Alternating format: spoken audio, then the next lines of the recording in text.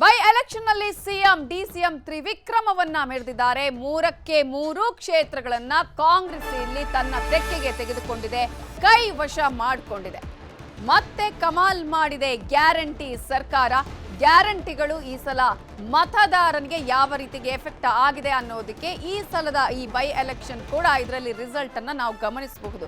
ಸಾಕಷ್ಟು ಹಗರಣಗಳಿತ್ತು ಎಲೆಕ್ಷನ್ ಆಗುವಂತಹ ಸಂದರ್ಭದಲ್ಲಿ, ಆದರೆ ಅವೆಲ್ಲವನ್ನ ಮೆಟ್ಟಿ ನಿಂತು ಗೆದ್ದು ಬೀಗಿದೆ ಕಾಂಗ್ರೆಸ್ ಸರ್ಕಾರ. ಬೈ ಎಲೆಕ್ಷನ್ ನಲ್ಲಿ ದೋಸ್ತಿ ಮುಗ್ಗರಿಸಿದೆ ಇಲ್ಲಿ. ಕಾರಣ ಏನೇ ತಂತ್ರಗಾರಿಕೆ ಮಾಡಿದ್ರು, ರಣತಂತ್ರಗಳನ್ನ ಹೆಣಿದ್ರು ಕೂಡ ಒಂದು ಕ್ಷೇತ್ರವನ್ನು ಗೆಲ್ಲೋದಕ್ಕೆ ಸಾಧ್ಯ ಆಗಲಿಲ್ಲ. ಸರ್ಕಾರದ ವಿರುದ್ಧ ಫಲಿಸಲಿಲ್ಲ ವಿಪಕ್ಷಗಳ ತಂತ್ರ, ರಣತಂತ್ರ. ಇಲ್ಲಿ ಗೆದ್ದಿದ್ದು ಕಾಂಗ್ರೆಸ್, ಇಲ್ಲಿ ಗೆದ್ದಿದ್ದು ಗ್ಯಾರಂಟಿ. ಇಲ್ಲಿ ಮಹಿಳಾ ಮತದಾರರನ್ನ ಓಲೈಸಿರುವ ವಿಚಾರ ಆಗಿರ್ಬೋದು, ಅಥವಾ ತಾವು ತೆಗೆದುಕೊಂಡಂತಹ ಒಂದೊಂದು ವಿಚಾರಗಳು ಕೂಡ ಇಲ್ಲಿ ಮತದಾರನ ಮನಸ್ಸನ್ನ ಮತವನ್ನಾಗಿ ಪರಿವರ್ತನೆ ಮಾಡೋದಕ್ಕೆ ಸಾಧ್ಯ ಆಯಿತು ಕಾಂಗ್ರೆಸ್ಗೆ. ಅದರಲ್ಲೂ ಕೂಡ ಅವರ ರಣತಂತ್ರ ಇತ್ತಲ್ಲ, ಪ್ರತಿಯೊಂದು ಕ್ಷೇತ್ರದಲ್ಲೂ 13ಕ್ಕಿಂತ ಹೆಚ್ಚಿನ ಸಚಿವರುಗಳು ಅಲ್ಲಿ ಹೋಗಿ ಯಾವ ರೀತಿಯಾಗಿ ಒಂದು ಪ್ರಚಾರವನ್ನ ಮಾಡ್ತಾ ಇದ್ರು, ರಣತಂತ್ರವನ್ನ ಹೆಣಿತಾ ಇದ್ರು. ಇವೆಲ್ಲವೂ ಕೂಡ ಕಾಂಗ್ರೆಸ್ಗೆ ಮತ್ತೊಂದು ಕಡೆ ಅಧಿಕಾರದ ಬಲವು ಕೂಡ ಪ್ಲಸ್ ಪಾಯಿಂಟ್ ಆಯಿತು. ಸಂಡೂರಿನಲ್ಲಿ ಕಾಂಗ್ರೆಸ್ ತನ್ನ ಭದ್ರಕೋಟೆಯನ್ನ ಮತ್ತೊಮ್ಮೆ ಉಳಿಸಿಕೊಳ್ಳುವಲ್ಲಿ ಸಕ್ಸಸ್ ಆಗಿದೆ. ಕುಟುಂಬ ರಾಜಕಾರಣಕ್ಕೆ ಕಾಂಗ್ರೆಸ್ ಮಣೆ ಹಾಕ್ತಾ ಇದೆ ಅನ್ನೋ ಒಂದು ಆರೋಪಗಳ ಮಧ್ಯದಲ್ಲೂ ಕೂಡ ಕಾಂಗ್ರೆಸ್ಗೆ ಮನ್ನಣೆಯನ್ನ ತೋರಿಸಿದ್ದಾರೆ ಜನ. ತುಕಾರಾಂ ಅಂದ್ರೆ ಗಂಡನ ಕ್ಷೇತ್ರವನ್ನ ಉಳಿಸಿಕೊಳ್ಳುವಲ್ಲಿ ಅವ್ರ ಪತ್ನಿ ಅನ್ನಪೂರ್ಣ ಅವರು ಯಶಸ್ವಿಯಾಗಿದ್ದಾರೆ. ತನ್ನ ಭದ್ರಕೋಟೆಯನ್ನ ಕಾಂಗ್ರೆಸ್ ಉಳಿಸಿಕೊಳ್ಳುವಲ್ಲಿ ಸಕ್ಸಸ್ ಆಗಿದೆ. ಇದಕ್ಕೆ ಕಾರಣಗಳು ಹಲವಾರಿದೆ. ಒಂದ್ ಕಡೆ ಸಂತೋಷ್ ಲಾಡ್, ಮತ್ತೊಂದು ಕಡೆ ಬಿಜೆಪಿಯ ಜನಾರ್ದನ ರೆಡ್ಡಿ ಅವರಿಗೆ ಇದು ಬಹಳಷ್ಟು ಪ್ರತಿಷ್ಠೆಯಾಗಿತ್ತು. ಗ್ರ್ಯಾಂಡ್ ಆಗಿ ಬಳ್ಳಾರಿಗೆ ರೀ ಎಂಟ್ರಿ ಏನೋ ರೆಡ್ಡಿ ಅವರು ಪಡ್ಕೊಂಡ್ರು. ಆ ಸಂದರ್ಭದಿಂದಲೇ ಒಂದು ಉಸ್ತುವಾರಿಯನ್ನು ವಹಿಸಿಕೊಳ್ತಾರೆ. ಆದರೆ ಬಿಜೆಪಿಯೇ ಒಡೆದ ಮನೆಯಾಗಿತ್ತು. ಮೋರೋವರ್ ಅದು ಕಾಂಗ್ರೆಸ್ನ ಭದ್ರಕೋಟೆ ಆಗಿದ್ರಿಂದ ಲಾಡ್ ಮುಂದೆ ರೆಡ್ಡಿಯ ಆಟ ನಡೀಲೇ ಇಲ್ಲ. ಕ್ಷೇತ್ರದಲ್ಲಿ ಮತ್ತೆ ಸಂತೋಷ್ ಲಾಡ್ ಕಮಾಲನ್ನ ಮಾಡಿದ್ದಾರೆ. ಅನ್ನಪೂರ್ಣ ಅವರಿಗೆ ವಿಧಾನಸಭೆ ಮೆಟ್ಲನ್ನ ಹತ್ತೋದಕ್ಕೆ ಅವಕಾಶವನ್ನ ಮಾಡಿಕೊಟ್ಟಿದ್ದಾರೆ. ಇಲ್ಲಿ ಬಂಗಾರು ಹನುಮಂತವರು ಮತ್ತೆ ಜನಾರ್ದನ್ ರೆಡ್ಡಿ ಅವರು 100 ಕೋಟಿ ಇಲ್ಲಿ ಸುರಿದಿದ್ದಾರೆ. ಕಾಂಗ್ರೆಸ್ ಅವರು ಸರ್ಕಾರದ ಹಣವನ್ನ ಇಲ್ಲಿ ತಂದು ಹಾಕಿದ್ದಾರೆ ಅಂತೆಲ್ಲ ಹೇಳ್ತಾ ಇದ್ರು. ಇಲ್ಲಿ ಪ್ರಮುಖವಾಗಿ ಪ್ರತಿಧ್ವನಿಸಿದ್ದೇ ವಾಲ್ಮೀಕಿ ಹಗರಣ ದೋಸ್ತಿಗಳಿಗೆ ಅಸ್ತ್ರ ಆದ್ರೂ ಕೂಡ ಗ್ಯಾರಂಟಿ ಯೋಜನೆಗಳು ಮತ್ತೊಮ್ಮೆ ಕೈ ಹಿಡಿದಿದೆ. ಮತ್ತೆ ತುಕಾರಾಮ್ ಅವರ ಸರಳತೆ, ಸಂತೋಷ್ ಲಾಡ್ ಅವರು ಜನರಿಗೆ ಮಾಡಿದಂತ ಸಹಾಯ ಮತ್ತೆ ಮತದಾರರ ಮನಸ್ಸಲ್ಲಿ ಇದೆ ಅನ್ನೋದಕ್ಕೆ ಇದೇ ಸಾಕ್ಷಿ.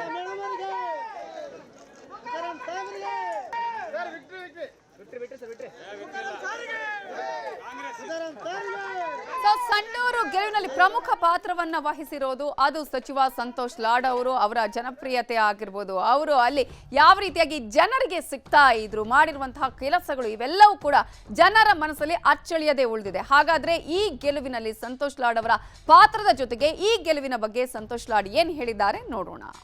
ನ್ಯೂಸ್ 18 ಜೊತೆ ಮಾತನಾಡೋದಕ್ಕೆ ಸಚಿವ ಸಂತೋಷ್ ಲಾಡ್ ಅವರಿದ್ದಾರೆ. ಅವ್ರನ್ನ ಮಾತನಾಡಿಸ್ತಾ ಹೋಗ್ತೀನಿ. ಸರ್, ಇವತ್ತಿನ ಉಪಚುನಾವಣೆಯ ಫಲಿತಾಂಶ 3 ಕ್ಷೇತ್ರಗಳಲ್ಲೂ ಕೂಡ ಕಾಂಗ್ರೆಸ್ಗೆ ಪರವಾಗಿ ಬಂದಿರತಕ್ಕಂಥದ್ದು.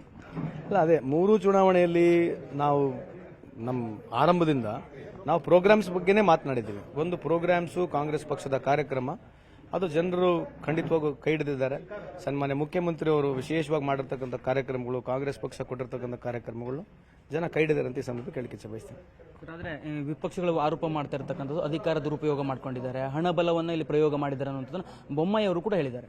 ಅಲ್ಲ, ಅವರು ಈಗ ಅವ್ರ ಕ್ಲೇಮನ್ನು ನಾವು ಈಗ ಅದ್ರ ಬಗ್ಗೆ ನಾವು ಅವ್ರು ಜಸ್ಟಿಫೈ ಮಾಡೋಕ್ಕಾಗಲ್ಲ. ಸೊ ಸೋತ ಮೇಲೆ ಇವೆಲ್ಲ ಸಹಜವಾಗಿರ್ತದೆ. ಸೊ ಗೆದ್ದರೆ ಅದು ಹೇಳೋದಿಲ್ಲ. ಇದು ಟಿಪಿಕಲ್ ಪೊಲಿಟಿಕಲ್ ಕ್ವಶನಿಂಗ್ ಆನ್ಸರಿಂಗ್ ಇರುತ್ತೆ. ಸೊ ಬಟ್ ಅದು ಮೀರಿ ನೋಡಿ, ಯಾಕಂತಂದ್ರೆ ನಾವು ಗೆದ್ದಿರತಕ್ಕಂಥ ಕ್ಯಾಂಡಿಡೇಟ್ಗಳು ಯಾರಿದ್ದಾರೆ ಆಸ್ ಅ ಪಾರ್ಟಿ, ನಾವು ಕಾರ್ಯಕರ್ತರು ಅಲ್ಲಿ ಇಲ್ಲಿ ನಮ್ಮ ಯಾಸಿರ್ ಪಠಾಣ್ ಕಾರ್ಯಕರ್ತರನ್ನ ಕೊಟ್ಟು ಅಲ್ಲಿ ಗೆದ್ದಿದ್ದೀವಿ. ಸೊ ಬೊಮ್ಮಾಯಿ ಸಾಹೇಬರಾಗಿರ್ತಕ್ಕಂಥ ಹಿನ್ನೆಲೆ ಇದೆ, ಅವ್ರ ಫಾದರಿಂದ ಅವ್ರ ತಕ್ಕ ಹಿನ್ನೆಲೆ ಇದೆ. ಸೋತಿರ್ತಾರೆ, ಸೋಲು ಪರ್ಮನೆಂಟ್ ಇರಲ್ಲ, ಗೆಲುವು ಪರ್ಮನೆಂಟ್ ಇರಲ್ಲ. ಸೊ ಈ ರೀತಿ ಅವ್ರು ಆರೋಪ ಮಾಡಿದ್ರೆ ನಾವು ಅದಕ್ಕೇನು ಉತ್ತರ ಕೊಡಕ್ಕೆ ಬರೋದಿಲ್ಲ. ಬಟ್ ಇವತ್ತು ಗೆಲುವು ಇರತಕ್ಕಂಥದ್ದು ಪ್ರಜಾಪ್ರಭುತ್ವ, ಬಡವರು ಪಾರ್ಟಿಗೆ ಬಡವರು ಓಟ್ ಹಾಕಿದ್ದಾರೆ ಅಂತ ಈ ಸಂದರ್ಭ ಕೇಳಿಕೆ ಸಭೆ. ಸಂಡೂರು ಕ್ಷೇತ್ರಕ್ಕೆ ಬಂದ್ರೆ ತಾವೇ ಖುದ್ದಾಗಿ ಅಲ್ಲಿ ಉಸ್ತುವಾರಿಯನ್ನು ವಹಿಸಿದ್ರಿ, ಗೆಲುವಾಗಿದೆ ಅಂದ್ರೆ ಯಾವ ರೀತಿಯಾಗಿ ನೀವು ಚುನಾವಣಾ ತಂತ್ರಗಾರಿಕೆಯನ್ನು ಮಾಡಿದ್ರಿ, ಹೇಗೆ ಅಂತ? ಏನು ತಂತ್ರಗಾರಿಕೆ ಮಾಡೋದು ಕೂಡ ಲಾಸ್ಟಿಗೆ ಜನನೇ ಓಟ್ ಹಾಕಬೇಕು. ನಾವೇನು ತಂತ್ರಗಾರಿಕೆ ಮಾಡಲಿಲ್ಲ. ಬಿಜೆಪಿಯವರು ಏನು ಕನ್ಫ್ಯೂಷನ್ ಕ್ರಿಯೇಟ್ ಮಾಡಕ್ಕೆ ಬಂದರು ಅದನ್ನ ಕ್ಲಾರಿಫಿಕೇಶನ್ ಕೊಟ್ಟಿವಿ, ಅದು ಜನ ಒಪ್ಪಿದ್ದಾರೆ. ಸೊ ತಮ್ಮ ಮುಖಾಂತರ ಸಂಡೂರು ತಾಲೂಕಿನ ಎಲ್ಲ ಮತದಾರರಲ್ಲಿ ನನ್ನ ಕೋಟಿ ಕೋಟಿ ಪ್ರಣಾಮಗಳು ಹೇಳಲಿಕ್ಕೆ ಇಚ್ಛೆ ಬಯಸ್ತೀನಿ. ಅದೇ ರೀತಿಯಾಗಿ ಶಿಗ್ಗಾಂವ್ ಆಗಿರಲಿ, ನಮ್ಮ ಚನ್ನಪಟ್ಟಣ ಆಗಿರಲಿ, ಜನ ಗೆಲ್ಲಿಸಿದ್ದಾರೆ, ಬಹಳ ಖುಷಿ ಇದೆ. ಉಪಚುನಾವಣೆಯ ಫಲಿತಾಂಶ ಜೊತೆಗೆ 2 ರಾಜ್ಯದ ಫಲಿತಾಂಶವೂ ಕೂಡ ಪ್ರಕಟ ಆಗಿದೆ. ಮಹಾರಾಷ್ಟ್ರದಲ್ಲಿ ತಮಗೆ ವ್ಯತಿರಿಕ್ತವಾಗಿ ಒಂದು ಫಲಿತಾಂಶ ಬಂದರೆ, ಜಾರ್ಖಂಡ್ನಲ್ಲಿ ತಮ್ಮ ಗೆಲುವಾಗಿದೆ. ಇಲ್ಲ, ನಾವು ಸೋತಿದ್ದಕ್ಕೆ ನಾನು ಇದನ್ನ ಹೇಳ್ತಾ ಇದ್ದೀನಿ ಅನ್ಕೋಬೇಡಿ. ಪ್ರಜಾಪ್ರಭುತ್ವ ವ್ಯವಸ್ಥೆಯಲ್ಲಿ ಒಂದು ರೂಲಿಂಗ್ ಪಾರ್ಟಿನ ಮತ್ತೆ ತಿರ್ಗಾ ವಾಪಸ್ ಗೆಲ್ಸತಕ್ಕಂಥ ಸನ್ನಿಗಳು ಭಾಳ ಸಲ ಬಂದಿದ್ದಾವೆ, 4 ಸಲ ಗೆದ್ದಿರ್ತವೆ. ಬಟ್ ಮೊನ್ನೆ ತಾನೇ ಪಾರ್ಲಿಮೆಂಟ್ನಲ್ಲಿ 6 ತಿಂಗಳ ಹಿಂದಗಡೆ ನರೇಂದ್ರ ಮೋದಿ ಸಾಹೇಬ್ರನ್ನ ರಿಜೆಕ್ಟ್ ಮಾಡಿರ್ತಕ್ಕಂಥವ್ರು ಈಗ 6 ತಿಂಗಳ ಮಧ್ಯದಲ್ಲಿ ಯಾಕೆ ಹಂಗೆ ಗೆಲ್ಲಿಸಿದ್ರು ಅಂತಕ್ಕಂಥದ್ದು ಒಂದು ರಿಸರ್ಚ್ ಕೂಡ ಆಗಬೇಕು. I am not trying to blame. ಏನು ಈಕ್ವಲ್ ಲೆವೆಲ್ ಫೀಲ್ಡ್ ಇರಲಿಲ್ವಾ, ಏನು ಕನ್ಫ್ಯೂಷನ್ ಜಾಸ್ತಿ ಕ್ರಿಯೇಟ್ ಮಾಡಿದ್ರ, ಏನು 6 ತಿಂಗಳಿಗೆ ಏನು ಪರ್ಫಾರ್ಮೆನ್ಸ್ ಮಾಡಿದ್ರ, ಏನು ಕೋಟ್ ಹಾಕಿದಾರೆ ಅಂತಕ್ಕಂಥ ಒಂದು ಸ್ಟಡಿ ಆಗಬೇಕು. ಬಟ್ ಓವರ್ ಆಲ್ ಜನರು ಏನು ಅವರು ಮ್ಯಾಂಡೇಟ್ ಕೊಟ್ಟಿರ್ತಾರೆ ಅದು ಗೌರವಿಸ್ತೀವಿ. ಆದರೆ ಟೀಕೆ ಮಾಡ್ತಕ್ಕಂಥದ್ದು ಅದಕ್ಕಾಗಿ ಟೀಕೆ ಮಾಡ್ತಲ್ಲ, ಒಂದು ಏನು ರೀಸನ್ ಅನ್ನೋದು ಕೂಡ ನನಗೆ ಅರ್ಥ ಆಗಿಲ್ಲ. ಯಾಕಂದ್ರೆ ಇನ್ನ ಬರಲಿ ರಿಸಲ್ಟು. ಯಾಕಂದ್ರೆ ವೋಟ್ ಶೇರ್ ಡೆಫಿನೆಟ್ಲಿ ಜಾಸ್ತಿ ಆಗಿರಬೇಕು. ಒಂದು ರೂಲಿಂಗ್ ಪಾರ್ಟಿಗೆ ವೋಟ್ ಶೇರ್ ಜಾಸ್ತಿ ಆಗಬೇಕಂದ್ರೆ ಏನು ಎಕ್ಸ್ಕ್ಲೀಡಿಂಗ್ಲಿ ಏನೋ ಭಾಳ ಆಗ್ಲಾರ್ದಂತೆ ಅನುಕೂಲ ಆಗಿರೋದ್ರೆ ಮಾತ್ರ ಜನ ವೋಟ್ ಹಾಕ್ತಾರೆ. ಬಟ್ ಆ ಥರದ್ದೇನು ನನಗೇನು ಮೇಲ್ನೋಟದಲ್ಲ ಕಂಡಿಲ್ಲ. ಯಾವ ಮಾಧ್ಯಮದಲ್ಲೂ ಕೂಡ ಇಷ್ಟು ದೊಡ್ಡ ಪ್ರಮಾಣದಲ್ಲಿ ಏನೋ ಅವ್ರು ಯಶಸ್ಸು ಕಾಣ್ತಾರಂತ ಇರಲಿಲ್ಲ. But over all let us respect whoever people have given vote. ರಾಜ್ಯದ ಗ್ಯಾರಂಟಿ ಯೋಜನೆಗಳ ಬಗ್ಗೆ ಅಲ್ಲಿ ಚುನಾವಣೆಯ ಪ್ರಚಾರದ ವೇಳೆ ಅಲ್ಲಿನ ಸರ್ಕಾರ ಟೀಕೆಯನ್ನು ಮಾಡಿತ್ತು, ಅಂದರೆ ಜಾಹೀರಾತುಗಳನ್ನೆಲ್ಲ ಕೊಟ್ಟಿತ್ತು. ಅದೇ ರೀ ಬಿಜೆಪಿಯವ್ರು ಏನು ಮಾಡೋದು ನಡೀತೈತೆ ರೀ. ಅವರು ನೋಡಿದ್ರಿ ಸುಳ್ಳು ಹೇಳೋದ್ರಲ್ಲಿ ನಿಸಿಮ್ರವರು ಸುಳ್ಳನ್ನ ಕನ್ವಿನ್ಸ್ ಮಾಡಿದ್ರೆ ನಿಸಿಮ್ರಿದ್ದಾರೆ. ಇಲ್ಲಿ ಗ್ಯಾರಂಟಿ ಇಲ್ಲ ಅಂತ ನೀವು ಹೇಳ್ತೀರಾ? ನೀವು ಕೂಡ ಇಲ್ಲೇ ಇದ್ದೀರಿ 24 ತಾಸು, ನಿಮಗೆ ಇಲ್ಲಿ ಗುರ್ತಿದೆ. ಗ್ಯಾರಂಟಿ ಇಲ್ಲಿ ಇಲ್ವಾ? ಕೊಡ್ತಾ ಇಲ್ವಾ ಗ್ಯಾರಂಟಿ? ಪ್ರಧಾನಮಂತ್ರಿ ಏನೇ ದೊಡ್ಡ ಪ್ರಮಾಣದಲ್ಲಿರ್ತಕ್ಕಂಥ ವ್ಯಕ್ತಿ ಸುಳ್ಳು ಹೇಳಿದ್ರೆ ಏನು ಮಾಡೋಣ ಅದಕ್ಕೆ? ಇದಿಷ್ಟು ಸಚಿವ ಸಂತೋಷ್ ಲಾಡ್ ಅವರು ಹೇಳ್ತಾ ಇರುವಂತ ಮಾತು. ಕ್ಯಾಮರಾ ಪರ್ಸನ್ ವಿಶ್ವನಾಥ್ ಹಾವೇರಿ ಜೊತೆ ಕಾರ್ತಿಕ್, ನ್ಯೂಸ್ 18 ಬೆಂಗಳೂರು.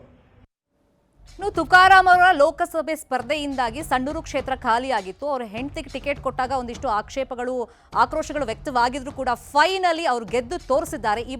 ಈ ಬಗ್ಗೆ ಸಂಸದ ತುಕಾರಾಮ್ ಅವರು ತಮ್ಮ ಪತ್ನಿ ಗೆಲುವಿಗೆ ಸಂಬಂಧಪಟ್ಟಂತೆ ಸಂತೋಷ ವ್ಯಕ್ತಪಡಿಸಿದ್ದಾರೆ. ಅವರನ್ನ ನಮ್ಮ ಪ್ರತಿನಿಧಿ ಬಸವರಾಜು ಮಾತನಾಡಿಸಿದ್ದಾರೆ, ನೋಡೋಣ.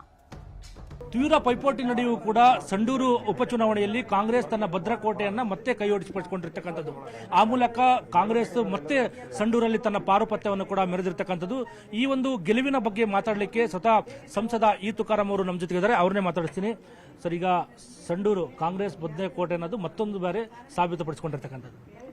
ಖಂಡಿತ. ಮೊದಲನೇದಾಗಿ ಇವತ್ತು AICC ಅಧ್ಯಕ್ಷರಾಗಿರ್ತಕ್ಕಂಥ ಮಲ್ಲಿಕಾರ್ಜುನ್ ಖರ್ಗೆ ಸಾಹೇಬರು, ನಮ್ಮ ನಾಯಕರಾಗಿರ್ತಕ್ಕಂಥ ರಾಹುಲ್ ಗಾಂಧಿ ಸಾಹೇಬರಿಗೂ, ಜೊತೆಗೆ ನಮ್ಮ ಅಧಿನಾಯಕಿಯಾಗಿರ್ತಕ್ಕಂಥ ಸೋನಿಯಾ ಗಾಂಧಿ ಮೇಡಮ್ ಅವ್ರಿಗೂ, ನಮ್ಮ ರಾಜ್ಯದ ಮುಖ್ಯಮಂತ್ರಿಗಳಾಗಿರ್ತಕ್ಕಂಥ ಸಿದ್ದರಾಮಯ್ಯ ಸಾಹೇಬರಿಗೂ, ಉಪಮುಖ್ಯಮಂತ್ರಿಗಳು ಮತ್ತು ಪಕ್ಷದ ಅಧ್ಯಕ್ಷ ಆಗಿರ್ತಕ್ಕಂಥ DK ಶಿವಕುಮಾರ್ ಸಾಹೇಬ್ರದು, ಸಂಪುಟದ ಎಲ್ಲ ಸಹೋದ್ಯೋಗಿಗಳು, ಅದೇ ರೀತಿಯಾಗಿ ನಮ್ಮ ನಾಯಕರಾಗಿರ್ತಕ್ಕಂಥ ಘನ ಸರ್ಕಾರದ ಕಾರ್ಮಿಕ ಸಚಿವರಾಗಿರ್ತಕ್ಕಂಥ ಸಂತೋಷ್ ಲಾಡ್ ಸಾಹೇಬರು, ಜೊತೆಗೆ ಜಿಲ್ಲೆ ಎಲ್ಲ ಶಾಸಕರು ಮತ್ತು DCC ಅಧ್ಯಕ್ಷರು, ಬ್ಲಾಕ್ ಅಧ್ಯಕ್ಷರು ಎಲ್ಲರೂ ಸೇರಿ ಇವತ್ತು ಕಾಯ ವಾಚ ಮನಸ್ಸಿಂದ ಪ್ರಾಮಾಣಿಕವಾಗಿ ಇವತ್ತು ಈ ಚುನಾವಣೆಯಲ್ಲಿ ನಾವೆಲ್ಲರ ಜೊತೆಗೂಡಿ ಕೆಲಸ ಮಾಡಿದ್ವಿ. ಅದಕ್ಕೆ ಸ್ಪಂದಿಸಿ ನಮ್ಮ ಕ್ಷೇತ್ರದ ಜನ ಇವತ್ತು ಆಶೀರ್ವಾದ ಮಾಡಿದ್ದಾರೆ. ಎಲ್ಲ ಹಿರಿಯರಿಗೂ, AICC KPCC ಸಚಿವರಿಗೂ, ಜೊತೆಗೆ ನಮ್ಮ ಕ್ಷೇತ್ರದ ಎಲ್ಲ ಮತದಾರರಿಗೂ, ಎಲ್ಲ ನನ್ನ ಪ್ರಜೆಗಳಿಗೂ ನಾನು ಕೃತಜ್ಞತೆಗಳೊಂದಿಗೆ ಧನ್ಯವಾದಗಳನ್ನು ಮೊದಲನೇದಾಗಿ ಸಲ್ಲಿಸ್ತಾ ಇದ್ದೀನಿ. ಈ ಗೆಲುವಿಗೆ ಪ್ರಮುಖವಾಗಿ ಏನು ಕಾರಣ ಅಂತ ಹೇಳ್ತಾರೆ ಸರ್? ಖಂಡಿತ ನಮ್ಮ ಅಭಿವೃದ್ಧಿ ಕಾರ್ಯಕ್ರಮಗಳು, ಜೊತೆಗೆ ಸಂತೋಷ್ ಲಾಡ್ ಸಾಹೇಬ್ 2004ರಲ್ಲಿ ಶಾಸಕರಾಗಿ ಮೊದಲನೇ ಬಾರಿ ಶಾಸಕರಾಗಿ ಅಭಿವೃದ್ಧಿಗೆ ನಾಂದಿಯನ್ನು ಕೊಟ್ಟಿರ್ತಕ್ಕಂಥದ್ದು. ಮೀಸಲಾತಿ ಬಂದ ಮೇಲೆ ನಾನು 4 ಬಾರಿ ಶಾಸಕನಾಗಿ ಅಲ್ಪಾವಧಿಗೆ ಸಚಿವನಾಗಿ ಯಾವುದೇ ಕಳಂಕರಹಿತವಾಗಿ ಇವತ್ತು ಎಲ್ಲ ಒಂದು ಸಂವಿಧಾನದ ಮೌಲ್ಯಗಳನ್ನ ನಾವು ಅಳವಡಿಸಿಕೊಂಡು ಇವತ್ತು ನಾವು ಚುನಾವಣೆ ಎದುರಿಸಿದ್ವಿ. ಅದರಲ್ಲಿ ನಾವು ಯಶಸ್ವಿ ಆಗಿದ್ದೀವಿ. ಅದೇ ನಮಗೆ ಬೆನ್ನೆಲುಬಾಗಿ ನಿಂತ ಸರ್ಕಾರಿ ಕಾರ್ಯಕ್ರಮಗಳು ಕೂಡ ನಮಗೆ 5 ಗ್ಯಾರಂಟಿಗಳು, ಅಭಿವೃದ್ಧಿ ಕಾರ್ಯಕ್ರಮಗಳು ನಮಗೆ ಈ ಚುನಾವಣೆಯಲ್ಲಿ ಸಹಕಾರಿಯಾಯಿತು. ಚುನಾವಣಾ ಪ್ರಚಾರದಲ್ಲಿ ಕೂಡ ಬಿಜೆಪಿ ನಾಯಕರದಲ್ಲೂ ಜನಾರ್ದನ್ ರೆಡ್ಡಿ ಅವರು ಕೂಡ ಸಾಕಷ್ಟು ನಿಮ್ಮ ವಿರುದ್ಧ ಒಂದು ಪ್ರಚಾರನ ಕೂಡ ಮಾಡ್ತಾ ಇದ್ರು. ಸಂಡೂರು ಕ್ಷೇತ್ರದಲ್ಲಿ ಏನು ಅಭಿವೃದ್ಧಿ ಮಾಡಿಲ್ಲ, ಆ ನಿಟ್ಟಿನಲ್ಲಿ ಕೂಡ ಜನ ಬದಲಾವಣೆ ಬಯಸ್ತಾರೆ ನಿಟ್ಟಿನಲ್ಲಿ ಕೂಡ ಪ್ರಚಾರ ಮಾಡ್ತಾ ಇದ್ರು. ಅಲ್ರಿ, ಬೆಳಗಾಂ ಅಧಿವೇಶನದಲ್ಲಿ ಕೂಡ ನಾನು ಮಾತಾಡಿದ್ದೀನಿ. ಏನಂತ ಮಾತಾಡಿದ್ದೀನಿ? 14 ವರ್ಷ ಜೈಲಾಗಿದ್ರಪ್ಪ. ಅವ್ರು ಬಂದು ಬಳ್ಳಾರಿ ಯಾವತ್ತು ನೋಡಿದ್ರು? ಅವ್ರಿಗೇನು ಗೊತ್ತು ಎಲ್ಲಿ ರೋಡ್ ಆಗೈತೆ, ಎಲ್ಲಿ ಬಸ್ ಸ್ಟ್ಯಾಂಡ್ ಆಗಿದೆ, ಎಲ್ಲಿ ಆಗಿದೆ ಅಂತಂತೇಳಿ. ಕರೆಕ್ಟ್ ಅಲ್ಲ? ನಾನು ಹೇಳಿದೆ, ನೀವು ಬಳ್ಳಾರಿಗೆ ಬರೋಕ್ಕಿದ್ದಿಲ್ಲ, ಬಂದು ನಿಮಗೆ ಹೆಂಗೆ ಏನು ಕನಸು ಬಿದ್ದಿತ್ತಾ ಅಭಿವೃದ್ಧಿ ಆಗಿಲ್ಲ ಹಂಗಂತೇಳಿ? ಆ ಜನ ಇವತ್ತು ಏನು ತೀರ್ಪು ಕೊಟ್ಟಿದ್ದಾರಲ್ಲ, ಅವ್ರಿಗೆ ಗೊತ್ತಿದೆ ಏನು ಕೆಲಸ ಆಗಿದೆ ಅಂತಂತೇಳಿ. ಇವತ್ತು ಅಂಥವಕ್ಕೆಲ್ಲ ನಾವು ಉತ್ತರ ಕೊಡೋಕೆ ಹೋಗೋದಿಲ್ಲ. ಮೊದಲಿಂದ ರಿಪಬ್ಲಿಕ್ನಾಗ ಏನು ನಡೆದಿದೆ ಅಂತ ತಮಗೆಲ್ಲ ಗೊತ್ತಿದೆ, ಅರ್ಥ ಆಯ್ತಲ್ಲ? ಅದನ್ನು ನಾವು ಯಾವುದಕ್ಕೆ ಉತ್ತರ ಕೊಡ್ದಂಗೆ ನಮ್ದೇನು ಜನ ನಮ್ಗೆ ವಿಶ್ವಾಸ ಪ್ರೀತಿ ವಿಶ್ವಾಸ ಇಟ್ಟಿದ್ದಾರೆ ಜೋಡೆತ್ತಾಗಿ ಸಂತೋಷ್ ಲಾಡ್ ಸಾಹೇಬರು ನಾವೆಲ್ಲರೂ ಕೂಡ ಮುಂದಿನ ಒಂದು ಭವಿಷ್ಯಕ್ಕೆ ನಾವು ಪ್ರಾಮಾಣಿಕವಾಗಿ ಕೆಲಸ ಮಾಡ್ತೀವಿ. ಬಿಜೆಪಿ ಅಭ್ಯರ್ಥಿ ಕೂಡ ಆರೋಪ ಮಾಡಿರ್ತಕ್ಕಂಥ ಹಣದ ಒಳೆ ಅರಸಿ ಒಂದು ಚುನಾವಣೆಯಲ್ಲಿ ಗೆದ್ದಿರ್ತಕ್ಕಂಥದ್ದು. ಅವ್ರಿಗೆ ಬೇರೆ ಏನಿದೆ ರೀ, ಬೇರೆ ಮಾತಾಡೋಕೆ ಏನಿದೆ ಅವರಿಗೆ? ಅದೊಂದೇ ಬಿಟ್ಟರೆ ಬೇರೆ ಏನಿದೆ? ಅರ್ಥ ಆಯ್ತಲ್ಲ. ಹಿಂಗಾಗಿ ಅವರು ಸೋಲು ಒಪ್ಕೊಂಡಿದ್ದಾರೆ. ಅರ್ಥ ಆಯ್ತಾ? ಅವ್ರು ಮಾತಾಡ್ತಾನೆ ಇರ್ತಾರೆ. ನಮ್ಮ ವಿಜಯೋತ್ಸವದ ಮುಂದಿನ ದಿನ ಅದೇನೋ 2028ಕ್ಕೆ ನಾವು ಗೆಲ್ತೀವಿ ಅಂತ ಹೇಳಿದ್ದಾರೆ. ಇದೇ ವಿಜಯೋತ್ಸವನೇ ಇದೇ ಟೈಮಲ್ಲೇ ಕೂಡ ಮತ್ತೆ ಹಿಂಗೆ ಕಾಂಗ್ರೆಸ್ ಯಾರು ಅವತ್ತು ಕ್ಯಾಂಡಿಡೇಟ್ ಆಗ್ತಾರೆ, ಯಾರು ಅವತ್ತು ಶಾಸಕರಾಗ್ತಾರೆ, ಕಾಂಗ್ರೆಸ್ಸಿಂದ ನಾವು ಸರ್ಟಿಫಿಕೇಟ್ ತಗೊಂಡು ಹೋಗ್ತೀವಿ. ನಾವು 4 ಬಾರಿ ಶಾಸಕರಾಗಿದ್ವಿ. 4 ಬಾರಿ ಶಾಸಕರ ಸಂದರ್ಭದಲ್ಲೂ ಕೂಡ ನಿಮ್ಮ ಪತ್ನಿ ಅನ್ನಪೂರ್ಣ ಅವರು ಸಾಕಷ್ಟು ಶ್ರಮ ಪಟ್ಟಿರ್ತಕ್ಕಂಥ, ಅವರ ಗೆಲುವಿಗೆ ತಾವು ಸಾಕಷ್ಟು ಪ್ರಯತ್ನ ಕೂಡ ಪಟ್ಟಿರ್ತಕ್ಕಂಥದ್ದು. ಖಂಡಿತ ಇವತ್ತು 1994 ದಾಂಪತ್ಯ ಜೀವನಕ್ಕೆ ಕಾಲಿಟ್ವಿ. 30 ವರ್ಷದಿಂದ 2024ರಲ್ಲಿ ನಾವು ಇವತ್ತು ದಾಂಪತ್ಯ ಜೀವನದಲ್ಲಿ ಜೊತೆಯಾಗಿದ್ವಿ. ಜನ ಇವತ್ತು MP ಆಗಿ MLA ಆಗಿ ಆಶೀರ್ವಾದ ಮಾಡಿದ್ದಾರೆ. ಮುಂದೆ ಜೋಡೆತ್ತಾಗಿ ಎಲ್ಲರ ಮಾರ್ಗದರ್ಶನದಾಗೆ ನಮ್ಮ ಸಂತೋಷ್ ಲಾಡ್ ಸಾಹೇಬರು ಜೊತೆಗೆ ಶಾಸಕರು ಎಲ್ಲರ ಮಾರ್ಗದರ್ಶನದಂತೆ ಖಂಡಿತ ನಂಜುಂಡಪ್ಪ ವರದಿ ಪ್ರಕಾರ ಅತ್ಯಂತ ಹಿಂದುಳಿದ ಆಗಿದೆ. 28ಕ್ಕೆಲ್ಲ ನಂಬರ್ 1 ತಾಲೂಕು ಇರ್ಲಿಕ್ಕೆ ನಾವು ಪ್ರಾಮಾಣಿಕ ಪ್ರಯತ್ನ ಮಾಡ್ತೀವಿ ಅಂತ ಹೇಳಿ. ಇದಿಷ್ಟು ಸಂಸದ ಇ ತುಕಾರಾಂ ಅವರು ಹೇಳ್ತಕ್ಕಂಥದ್ದು. ಸಂಡೂರು ಕ್ಷೇತ್ರದಲ್ಲಿ ಮಾಡಿರ್ತಕ್ಕಂಥ ಅಭಿವೃದ್ಧಿ ಕಾಮಗಾರಿಗಳಿಗೆ ನಮ್ಮ ಪತ್ನಿ ಗೆಲುವಿಗೆ ಕಾರಣ ಆಗಿರ್ತಕ್ಕಂಥದ್ದು. 2028ರ ವೇಳೆಗೆ ಸಂಡೂರನ್ನ ಒಂದು ಮಾದರಿ ಕ್ಷೇತ್ರವನ್ನಾಗಿ ಮಾಡ್ತೀವಿ ಅನ್ನೋ ಅಭಿಪ್ರಾಯವನ್ನು ಕೂಡ ಹಂಚಿಕೊಂಡಿರ್ತಕ್ಕಂಥದ್ದು. ಕ್ಯಾಮರಾಮನ್ ಅಡ್ವಿನ್ ಜೊತೆ ಬಸವರಾಜ್ ಅರ್ನಳ್ಳಿ, ನ್ಯೂಸ್ 18 ಬಳ್ಳಾರಿ.